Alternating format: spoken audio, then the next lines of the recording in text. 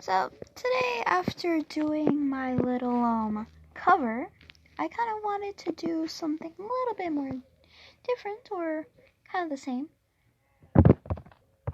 Sorry, I had to sneeze. What I was thinking of doing is probably continue reading the Red X Blue fanfiction I was reading before. So yeah, this is part 11. Last time we stopped at part 10. If you don't know what I'm talking about, watch the other parts before you watch this one. I came out with 3 parts. They're all pretty long. So yeah, let's get over with. Blue had eventually caught up to Red. Red had now calmed down, although his face still felt warm. They arrived at the restaurant. Time to try some of this famous pineapple juice, Blue said excitedly.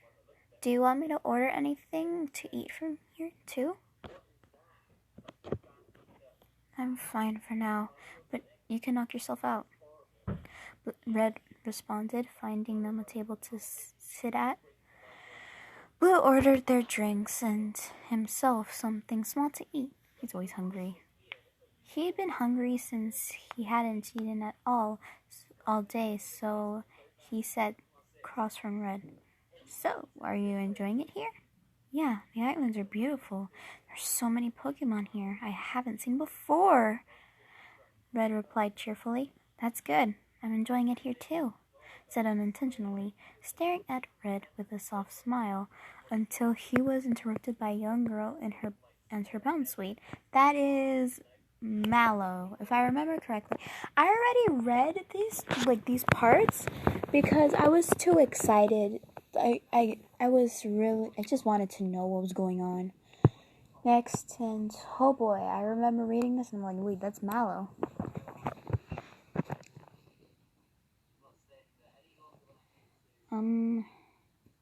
Her bounce suite. She placed their drinks on the table and a plate of food in front of Blue. Enjoy, she said to the two of them, and went about her duties. This pineapple juice is the best, Red exclaimed. It sure is, Blue said, finishing his food. Soon after he paid, and the two were on their way. They had to make it back to the port to get to the ferry back to Akala Island before it got too late. When they finally got back to Akala Island, it was around 6 p.m. They decided they would sit on the beach for a while before dinner. The air was warm but with a slight cool breeze, and the beach was practically empty at this time, so Red and Blue found a place to sit. So, Red started, are you going to tell me what bothers you? Blue thought for a moment. I'll tell you if you let me see more of that notebook. He grinned. Red wasn't uncomfortable with the idea, but he wanted to help his friend, so willingly he sighed. Okay, hold on. Let me just pause it. Okay, I had to check something. I'll tell you if you let me see more of that notebook, he grinned. Red wasn't comfortable with the idea, but he wanted to help his friend, so willingly he sighed. Sure. Blue was actually a little surprised he agreed, but took a deep breath in. Okay, I lied. What? Red was confused by his starting choice. Well, it's kind of your fault. A little. These dreams I have, they started not too long after you left. Blue inhaled deeply and his voice got quieter. And I had so much pressure on me from people like Gramps to do something, which is why I took the job as a gym leader. And at first, I enjoyed it. I really did. But I felt trapped. I had nowhere else to go and no one there. You weren't there. Blue looked down into the sand. Red Red was sat speechless. Small drops of water hit the sand that fell from Blue's face, until he felt a hand on his shoulder. Red pulled him to chest and let Blue cry. I really do regret leaving without saying anything. I did care for you. I still do, very much. He looked up at the setting sky and held Blue a little tighter. I really messed up, huh? He thought. I really missed you. Blue spoke quietly under his sobs. Whenever I visited your mom, part of me always wished you would be there too. Red put his hand on Blue's head. His fingers brushed through his hair. Also, Blue's, there is no, I forgot what it was. But they didn't spell it correctly since Blue is a name. Just saying. Holding back his own tears. I'm sorry for everything. The two men stayed like this for a little while. Blue was comfortable by Red's scent, as he still had his face in his chest. Blue felt a small sense of happiness. He felt loved. Red's grip let go of him. Come on, we need to grab dinner before it gets too late. He stood up and smiled at Blue, holding his hand out to help him. Or we could order room service. Red continued. He just wanted to make sure Blue was okay after the emotional evening. After they got back to their room, the two ordered their food. Red turned on the TV and decided to put a documentary about the Lolo region on that was being aired. He also pulled out a book he had been reading and laid back on the bed while he waited for their food. Blue was outside in the balcony. He decided to call his sister. Hey, Daisy, how are things over there? Everything is fine. The more important question is, how are you and Red? Blue shut the balcony door so Red couldn't hear them. We're fine. Things have been getting better. He hesitated a little and went silent. But I don't know. I think I'm in. She cut him off again. Blue. She was gentle and understanding with her brother. If you like him, you should totally ask him out, she suddenly shouted. Shh, Daisy, please, not so loud. She laughed. I'm sorry, I'm just happy for you. Now, you need to be happy for yourself. I know, I just don't know what to do. Just do your best and you'll be fine. Just then, Red opened the door, startled Blue. Didn't mean to scare you, but the food's here. Daisy, I have to go. Good luck! She shouted back at him. Yeah, see ya. Blue walked back inside and inside. So, what was that about? Red asked. Blue almost instantly blushed. Nothing, just checking up on her. Now let's eat. Red just smiled at him. Sure, let's eat. Red finished first, so decided to shower, and when he was done, he put on his pajama pants and came into the room. Blue instantly became flustered. It became harder for him to contain his feelings seeing Red without his shirt on. He loved it. Gay. Very gay. I swear, if this is not safe for work, I'm probably going to stop reading this thing on my channel. Because I still want to keep it at least PG. Or PG-13. At least. Nothing too bad. Blue took his shower and got into some shorts. And he saw Red's shirt on the side. The same one he had worn throughout the day. He thought for a moment and ultimately decided to put it on. Will he mind? He'll probably think it's weird, he thought, but he didn't care at that point. It smelled like red, and that made him happy. When it came out, Blue's choice of clothing surprised Red a little. Nice shirt you got there, he said to Blue. Oh, this? Blue tugged on the shirt. Yeah, I know. Red just laughed and got onto the and Blue got onto the bed next to him. So, Blue said rather loud, you need to show me what's in that notebook of yours. He grinned slyly. Red just sighed. Fine, but you have to promise not to laugh at me. It's actually quite embarrassing for me. Don't worry, bro. I felt the same. I hate it. Like, you know how when you draw, you just hope nobody sees them? Or like you just show somebody your pictures, like stuff that you drawn, and then people like are like either speechless or they just laugh. Or they just get weirded out by them. It's just like, oh no, that's so embarrassing. I hate it. I draw so much, but my pictures kind of look the same or they just look wonky because I can't draw male characters for my life. If I draw a male character, they have to at least look like they look more female-ish. Because I cannot draw bodies. And their expressions are pretty much the same. Yeah. But I hate it when that happens.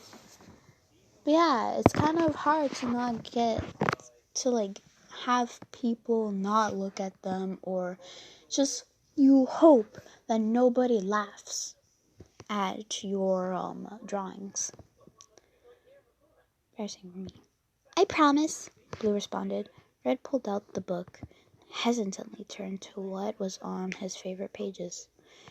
He turned it so Blue could see and put his head in his hand. Blue was looking at a drawing of his younger self. He blushed lightly. He was flattered. When did you do this? Red, still with his head in his hand. When I was in Sinnoh. It was a while ago. Blue put his hand over Red's and closed the book. Can you tell me more about what you did while you were away? If that's what you want. Blue nodded and laid himself down. Red laid down too. He stared at the ceiling as he began to talk on his journey through the different regions. They ended up talking into early hours of the morning, and so decided to call it a night. After 20 minutes or so, Blue whispered, Red, are you still awake? What is it? Red was half asleep. Could you put your arm over me again? Blue's face blushed in the darkness. There was silence for a little while. Then Blue heard Red turning over and felt his arm wrap around him. He smiled and closed his eyes. Tonight I'll sleep well, now that you're here, Blue thought, and peacefully drifted off. Oh boy. The clock was nearing noon by the time Blue woke. His eyes hadn't quite opened yet, but he knew that his head wasn't exactly on his pillow. It wasn't soft enough, but was warmer. Wait, Blue thought. He opened his eyes properly, letting his eyes adjust to the sunshine that was creeping in. Once he could get a look, he could see that his head was on Red's bare chest.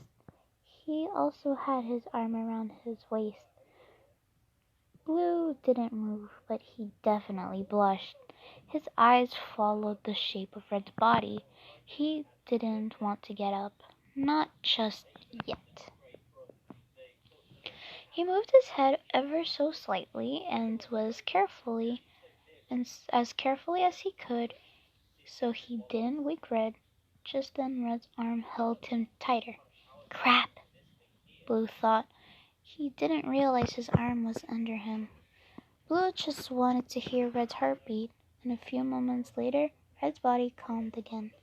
It was obvious he was still sleeping. Blue listened. Each beat was gentle and calm. Blue closed his eyes again and let out a gentle sigh of relief, enjoying this moment. I could get used to this, he thought, falling back into a light sleep. It was over an hour later, and Blue woke up again, and this time decided he had to get up. He had no idea what time it was, but rubbed his eyes, yawning. He sat up gently, trying not to disturb Red, but when he did so, Red's other arm came over and latched onto Blue's waist. Blue became red almost instantly. He'd never been held like this before. I don't know if I should show that picture. Red groaned, his voice raspy as he spoke. What time is it? As he held on a little tighter, this made Blue melt inside. Blue had to reach for his phone. Red hadn't let go. 1:17, Blue said. Red groaned. Suppose it's time to get up then. He trailed off, still not moving. Blue laughed softly and then shook Red. Come on, I already missed breakfast. I'm not missing lunch too. Can't I have 5 more minutes? As much as Blue wanted to stay like this, he was definitely hungry. His stomach growled. I'll take that as a no then. Fine. With that, Red sat himself up and stretched. They got themselves ready for what was left of the day and headed to the restaurant. You'd better hurry up and finish. I know where we're going today. Oh my god, I remember. This is probably one of my favorite chapters because it has to do with, I remember what happened when at the end of season 2 in Pokemon Sun and Moon. I remember. Oh, but I don't want to spoil it. That's probably one of my favorite places in Sun and Moon. Blue exclaimed. Red was has a mouthful of food, so let out a muffled, huh? I'm not telling, but I know you'll enjoy it. This made Red sick. It was a little odd, but Red just shrugged and agreed to go. It's not like he's gonna kill you. Oh, I choked! Blue had dragged Red into Hia City. I forgot what it was. I forgot how to pronounce it. I think it's Hia City. It wasn't far from the resort. Red wondered what they might do. He knew about the Mantane surfing here, but Red couldn't surf. Red was stumped. This way! Blue pointed to the entrance of the route. Lead the way, Red responded, following behind Blue. They didn't have to walk too much longer, it seemed.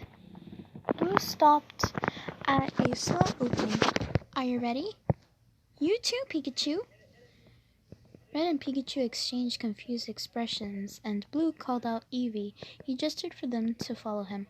They came to a small clearing. Red looked around at all the Pikachu! Red exclaimed. That's right, this is Pikachu Valley. Yes!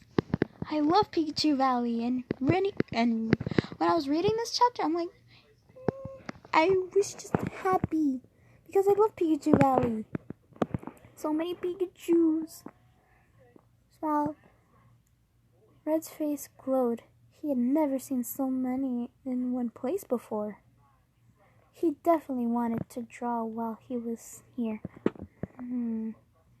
Pikachu, just stay there a second. Pika? Red took off his cap and placed it on Pikachu's head. Perfect. It'll be easy enough to spot, you know? Pika! Pikachu squealed and ran off to play with Eevee and the other Pikachu. Red went over to a Pikachu that was alone. As he approached, it seemed a little scared of him. He sat on the grass in front of the Pikachu, putting his hand out in front of its face. Hey there, there's no reason to be scared. The Pikachu hesitantly sniffed Red's hand and softly placed a cheek in his hand. Red's face beamed, and he pet the Pikachu. Blue watched from a distance and couldn't help but smile. Gosh, he's way too cute.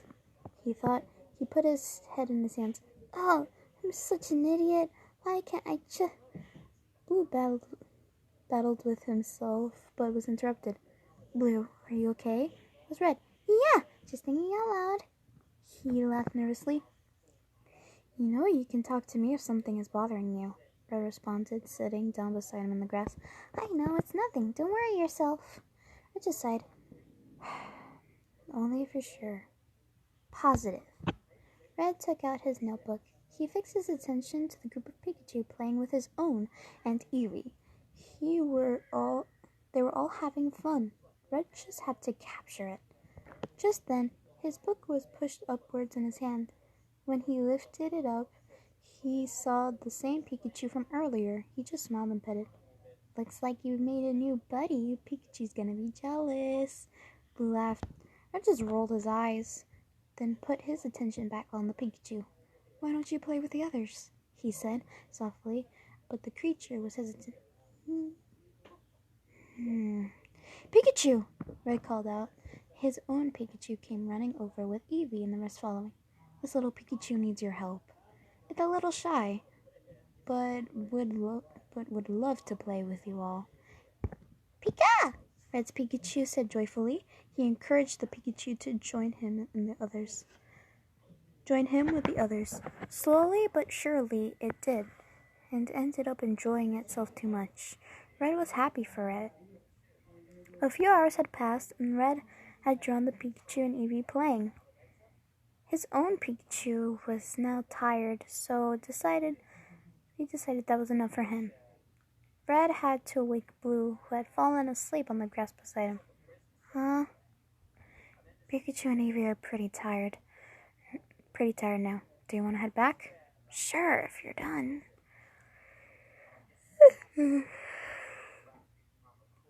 Blue yawned. Red nodded.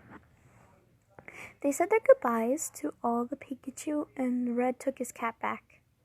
When they arrived back at the resort, they saw the man Blue helped with the Puku Muku. He stopped them. Hello again, young man. Thank you again for your help, and to say thank you, I want to invite you and your friends to a party. Party? Yes, an event is being held on the beach this evening starting at 7 p.m. when the sun is down, so feel free to drop by. Anyone is welcome, the man exclaimed. Sure thing, we'll definitely consider it. Thanks. The two ate and then went back to their room.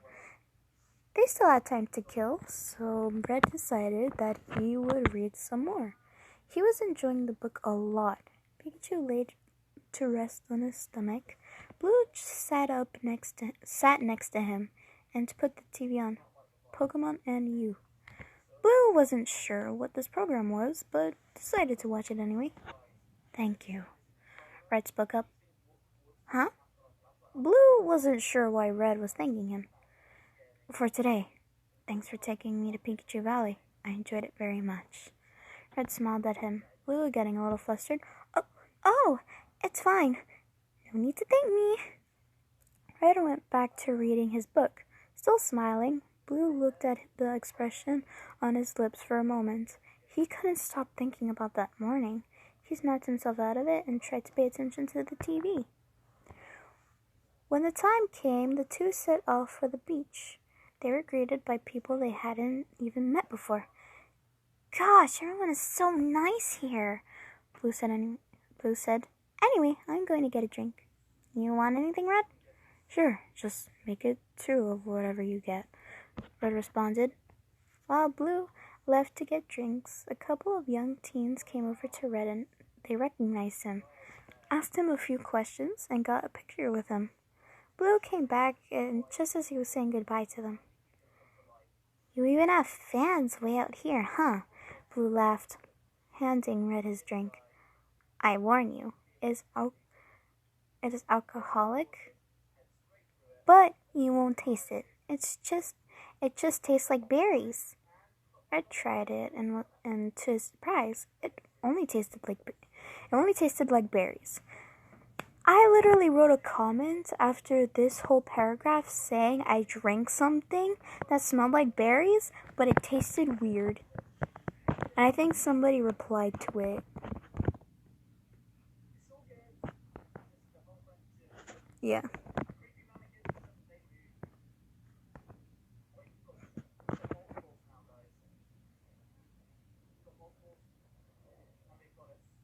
Some time passed, more drinks were drunk. People talked, sang, and danced throughout the night. Red had spoken to a few more people who recognized him. Blue found himself dancing with a small group of people. When Red was finished talking to a couple, he looked for Blue in the last spot he saw him, but couldn't see him anywhere. He walked around a bit, calling his name, and still got nothing. Red was in a slight panic now. He looked everywhere until he came to a quiet part of the beach. There were some large rocks, so Red decided to check, just in case. Sure enough, he found Blue. He was sat in the sand with his head on his knees. As Red approached closer, he could hear what sounded like crying. Is he crying? Why? Red thought to himself. Red went over to him and knelt down in front of Blue, putting his hands on his shoulders. Blue, what's wrong? Please, you can tell me. Blue looked up at him. His eyes were red and wet. Seeing this, Red just pulled him into his arms and held him. Blue, please. Red heard a small laugh and sniffle from Blue. You know, it's silly. What is? I've been beating myself up about it.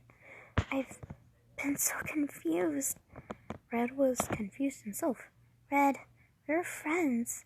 We used to be together all the time. Then we weren't, and now I don't know. Blue began to cry harder, tears heavier, soaking Red's shirt where Blue's face was. Since he came back, things have felt different. I felt different. Now, when I'm with you, kinds of new feelings I didn't know I even had, and they're eating me up from the inside. He sighed. This isn't easy for me at all. I've never really, not like this, but listen, Red, you mattered to me. A lot. I think this is the confession. There was a silence. Red was still holding on to Blue and didn't want to let him go. He knew where this was going. He's felt the same about Blue for a long time. Red, I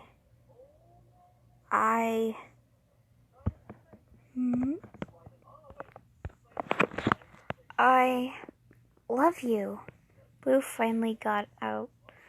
He let out a sigh of relief into Red's chest. Red held onto him tighter, not saying a word. Once Blue had calmed down, Red loosened his grip so he could look at him. Red ran his hands under Blue's chin and lifted his head to face him, and then placed his hands on Blue's cheeks, wiped away what tears were left with his thumbs. He got closer to Blue's ear and softly said, I love you too, sending chills through Blue. Red brought his face back in front of Blue's and smiled softly at him before carefully leaning in. He pressed his lips against Blue's. Whoop! 13 chapters in. Oh boy. Blue didn't know what to think. His mind was racing, but he loved it. Red broke away, and the two just stared at each other, both of them flustered. This might have been their first kiss, but Blue was desperate for more. Without saying anything, he grabbed Red's shirt and pulled him back to him for more, causing himself to fall back into the sand. Red above him, as their lips desperately locked again. swept up in their passion, but had to break apart for air. Almost panting, Red got off him and sat on the sand next to Blue. Blue spoke up. How long have you known? Red became embarrassed. Red looked down at the sand. I've liked you for a long time. A really long time. I couldn't pinpoint it. Blue was actually a little surprised. Wow. Are we talking before you left or after? Before. Why? I was such a jerk to you. You didn't deserve it. I've always been drawn to you. Red responded nervously. Blue put his hand on Red's thigh and smiled. Can't say I've liked you like this as long, but these past few days have been insane for me. Blue just laughed at himself, looking up at the star-strewn sky, and smiled. Blue stood up and stretched. Are you okay, Blue? Yeah. Think I'm gonna take a dip in the ocean. This took a few seconds for Red to process. Wait, what? Blue! At this point, Blue was halfway down the beach. Red practically jumped up and tried to stop him, but he couldn't catch up in time. Blue was now knee-deep in seawater while Red shouted him from the shore. Blue, you're gonna catch a cold! I'll be fine. You should join me. I'm not coming in now. It's late and it'll be cold. Blue responded. Using his foot, he kicked up a big splash of water at Red. You've just made a big mistake, Red grinned, giving in. Oh, crap. Blue laughed. Red came in after him, kicking up water himself to get Blue back. Blue tried to avoid it, but ended up falling backwards instead. Man down! I've been defeated! Red just rolled his eyes and put his hand out to Blue and pulled him up into embrace. Red held Blue for a while under the bright moonlight that rippled around them in the gentle waves. You matter to me a lot too, Red spoke as he let go of Blue, a warm smile on his face. Come on, let's call it a night. Red carefully slipped his hand into Blue's and led him out of the water and back towards the resort. Blue was too flustered to really answer, but wasn't going to complain anyway. Looking down at his hands and Red's made him feel all fuzzy. Oh boy, I still got a lot to go in this chapter. Oh my god, we're 33 minutes in. You know what? I'm just leaving it here.